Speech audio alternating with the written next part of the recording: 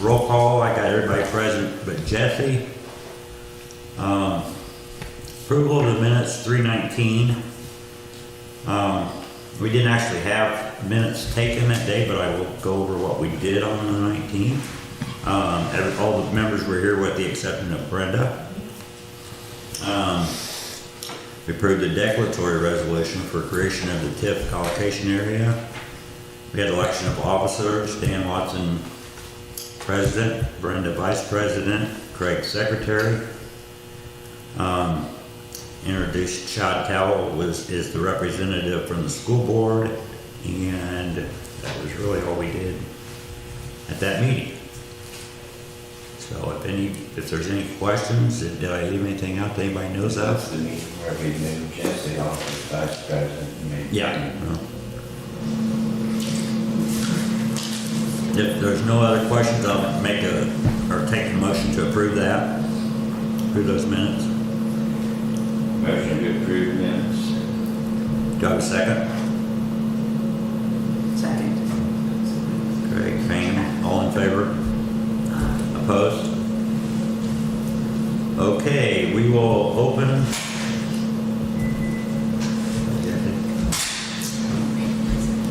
We will open the public hearing on the Dunkirk Economic Development Area and Allocation Area, resolution number 2026-2. For any comments, questions?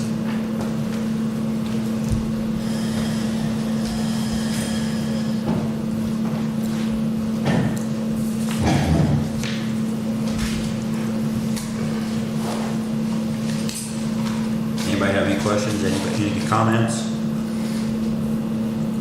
If not, I'll close the public hearing.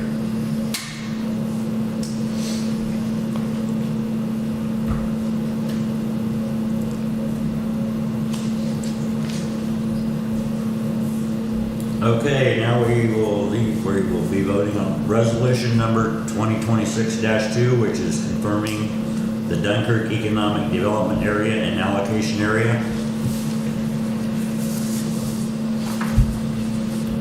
Everybody have a chance to read that resolution?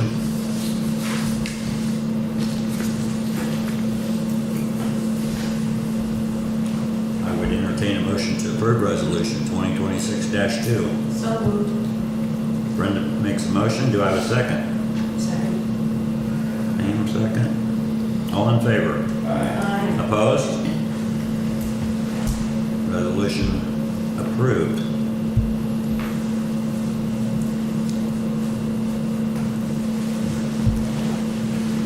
So if I may, there are kind of two steps left after this, and that is I'll work with Kara. We'll file the information with the county auditor and also file that same information with the Department of Local Government Finance. Okay.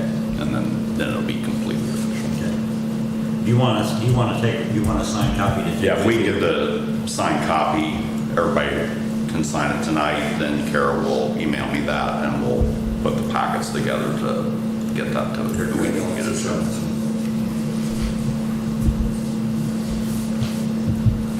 Okay, I guess talk about this JCDC loan. Yes. You're on, you got the board. All right. Thanks for having me. My name's Colby Klein with the J County Development Corporation. CN Bell's our executive director. He's here as well. I wanted to hand out, let's go ahead and give everyone a copy here. I have 5, so yeah. This is kind of explains the program that we already have for them.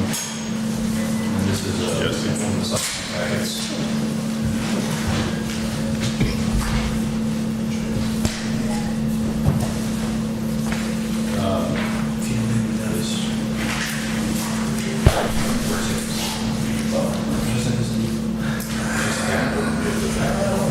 You might have.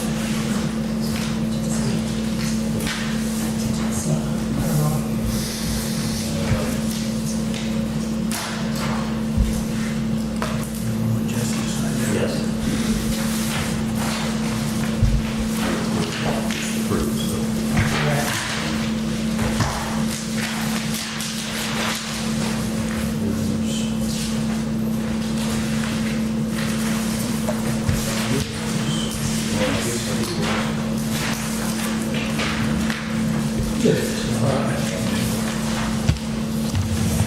Okay, what you have in front of you is overview on the residential infrastructure loan package, known as RAF, but sometimes I don't understand why that acronym is called RAF, but anyway, that's what we'll call it. We'll call it the RAF loan. Effectively, the goal from the IFA, which is Indiana Finance Authority, was to create a program that allowed 2 to 3% interest rate loans towards infrastructure for new housing. This project is a prime candidate for that. If you look into the loan rates you get from private market for getting construction loans, it's going to be 8, 9, 10% loans sometimes. So really goes into the overall cost of the house, which, you know, one of the goals we're trying to get into is keeping our unit costs as approachable as possible for new purchase in our Dunkirk housing area. So I reached out to the program director, who's Sherry Seward, who's in Indianapolis, and she kind of ran me through the way the program effectively runs.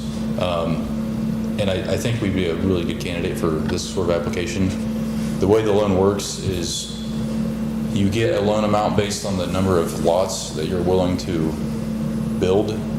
Now that number is derived from the plan that we put together, and really the developer's supplemental plan that's ran after they do their site engineering and do all their topographical surveys and all those other important things. So we can't exactly know just yet what that unit count would be, but effectively the loan would be held by the Redevelopment Commission.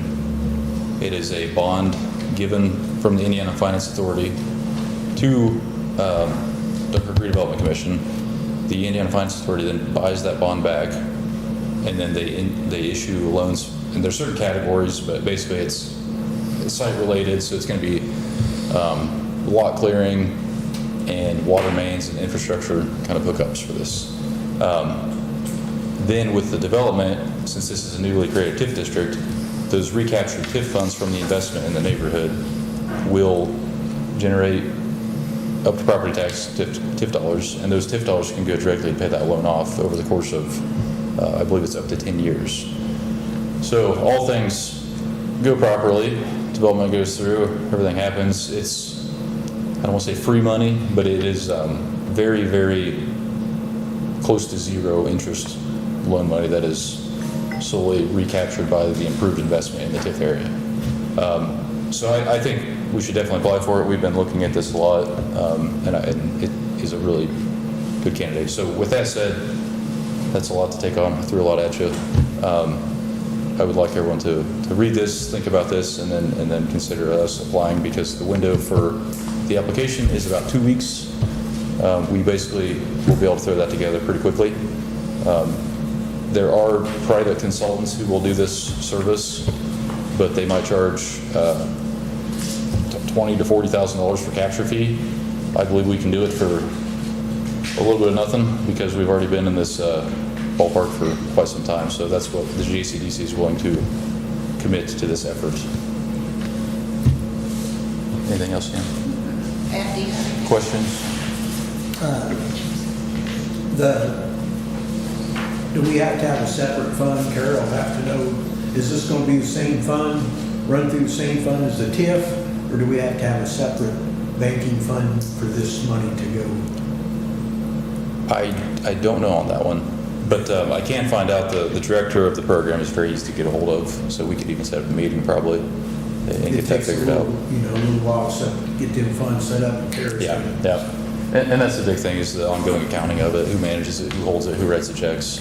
I do know that it's every 6 months that loan is paid out, so it's not really even a ton of payments to be receiving. It's not monthly or anything like that. So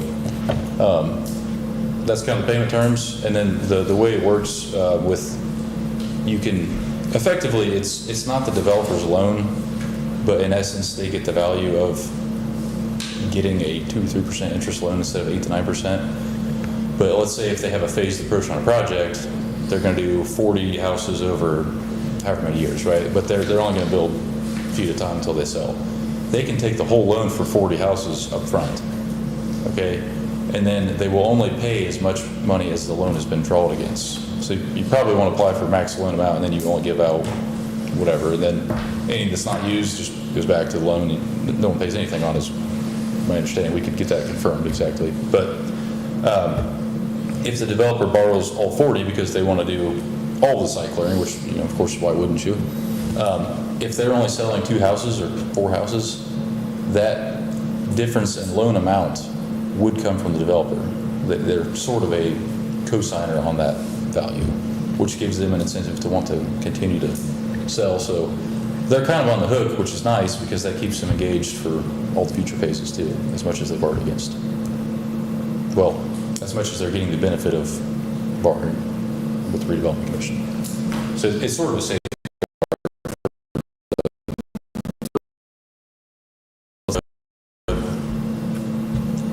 $500,000. And then the TIF value that they brought in has brought the land from $160,000 up to, I don't know, let's say $400,000. Well, now they're going to pay property taxes on that $400,000 increment. That TIF value would be a payment that goes into the TIF pool, basically. I don't know quite the accounting of all that, but that money then has to cover at least the minimum payment. That minimum payment will only be on that $500,000, but if they're only bringing in 50% to cover that payment, they will actually have to pay the difference on that in that agreement. And it has to be an agreement signed between RCS and, RDC and the developer. So they would have a tax agreement that, in very simple form. We basically just have to get that commitment, and then they have obviously huge interest in doing that because they're getting way better loan financing for their project than they could otherwise get.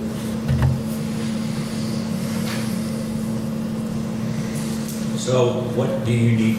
You need us to approve accepting that loan?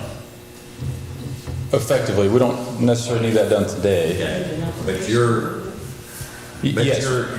you don't know what the loan amount's gonna be at, or how much we can apply for? We have a pretty good ballpark number. Which is it? About 40 units. This is probably the safe number. It could be a little more, a little less, but it's going to be around that range. And times $25,000 a lot, which gives us a number of, I've done the math already, but the number escapes me now. Up to $1 million would be, yeah.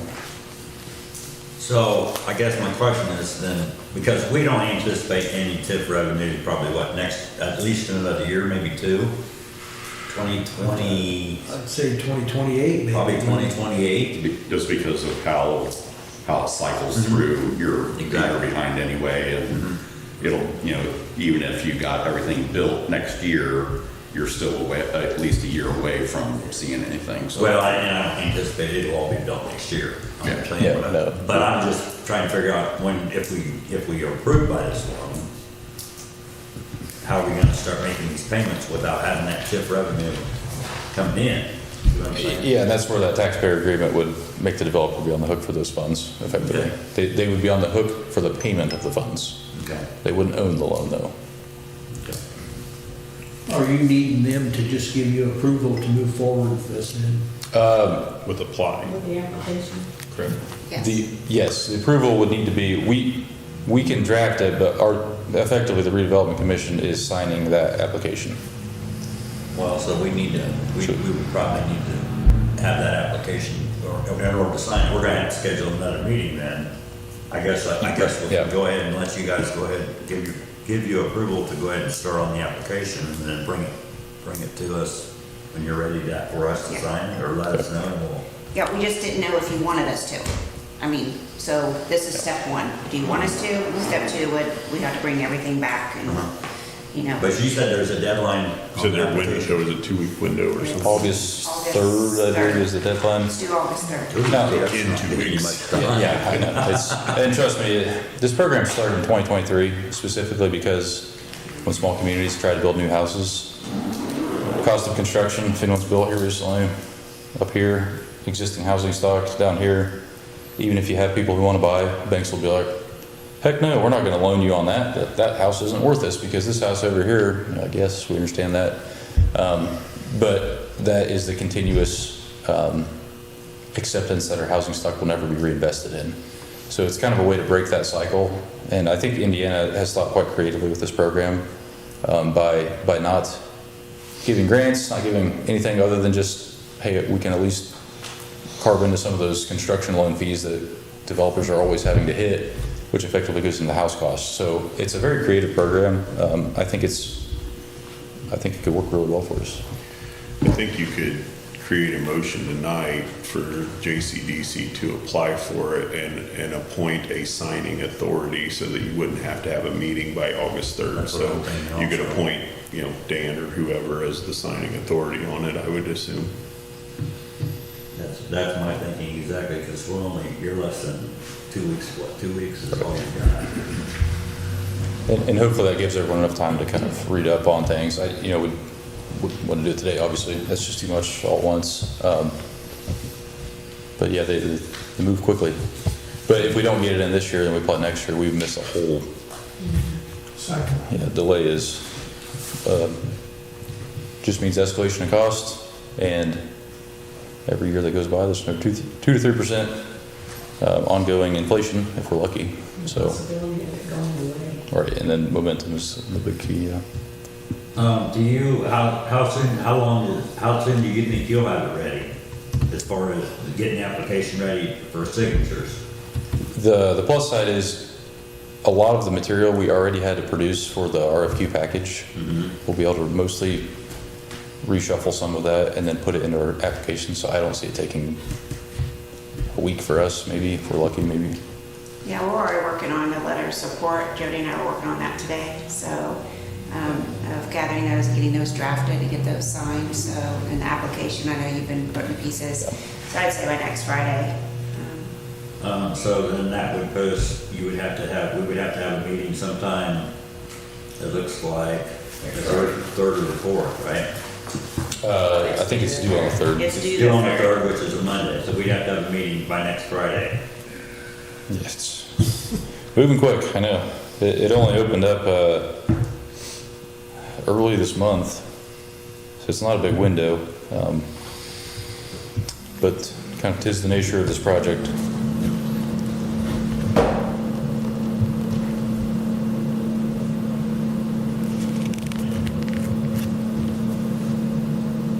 So is there any way we can get it ready by, I won't be here Friday or Saturday, next Friday or Saturday. Is there any way we can get it by Thursday, next Thursday, which would be this 30th? if that's when it needs to be done. The 30th, see here, 30th is. Yeah, that's It needs our signature, you have to have it turned in. No, we have to have it turned in on Monday the 3rd. You probably don't need signatures of every single redevelopment commission member, do you? I think we just need to have, it be the president. Yeah, And the vice president. Yeah. So, Ed, what do you got? Go ahead. Well, I was just gonna say, you could go ahead and approve it, as Chad was saying, you can go ahead and approve it tonight and have somebody appointed from the commission authorized to sign the application, and then just circulate this application once it's all complete. So you don't have to have another meeting if you don't want to. and you've also, it's an application, so even if you get approved, you can still, if you decide it's not a good deal at Yes. another date, you can not accept it at a later meeting. So it's kind of one of those deals that doesn't cost anything to apply, so to speak. Right, and then the developer taxpayer agreement, it's still not their money. It would be your loan, so if you never did a draw on it, then it's nothing really. So that still gives time for that whole taxpayer agreement arrangement to work out, and then there might be another meeting with the developer at some point. But the key is, if we don't get the application in, the whole thing's kind of lost.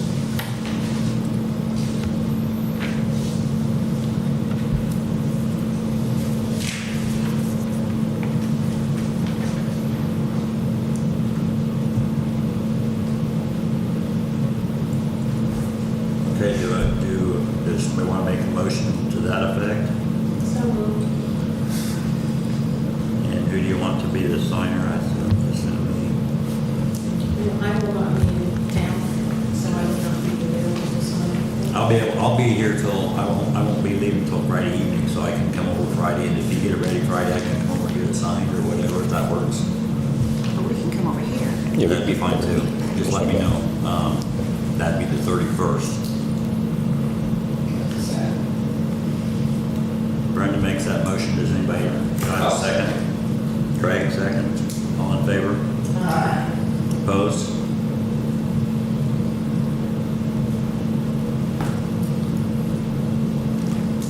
Thank you. Okay, get it ready for me and I'll get it signed on that, at the 31st. Do we know when we have to have our next meeting, or we just set it when the time comes? Probably the next big thing that we have coming up is we have to adopt a spending plan and have that submitted by December 1st. So probably sometime in November unless something else comes up. Okay.